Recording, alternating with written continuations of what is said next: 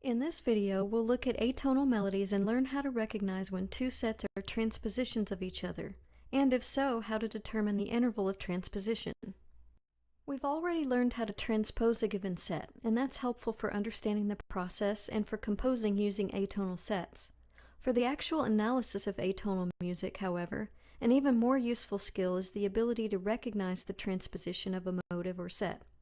Let's say you notice that two motives from the same piece are similar to each other, and you wonder, are these two motives related by transposition?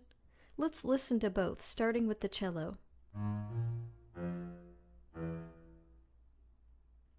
And the violin. We can see and hear that both feature a whole step and a half step pair. But in order to accurately compare the two, the sets will need to be in normal order. Let's start with the cello motive. I'll use the clock face method, so first we'll circle the pitch classes. A flat is pitch class 8, B flat is 10, F is 5, and E is 4. Then we find the biggest gap, which is between 10 and 4, and cross those numbers out. Normal order will start on the pitch clockwise after the biggest gap. Now we read them in order from there. 4, 5, 8, 10. For a more thorough explanation of normal order using multiple methods, please refer back to that section of the book. Now let's turn to the violin motive. Using the clock face method, we'll circle the pitch classes. G sharp is 8, A is 9, C is 0, and D is 2. We'll cross out the biggest gap between 2 and 8 and start our normal order after that. It's 8, 9, 0, 2. Recall that transposition means the same interval pattern but starting on a different note. So let's analyze the intervals between the two sets to see if their patterns match. We'll start with the interval classes in the cello. 4 to 5 is 1, 5 to 8 is 3, and 8 to 10 is 2. In the violin motive, 8 to 9 is 1, 9 to 0 is 3, and 0 to 2 is 2. The interval patterns match, which means they're related by transposition.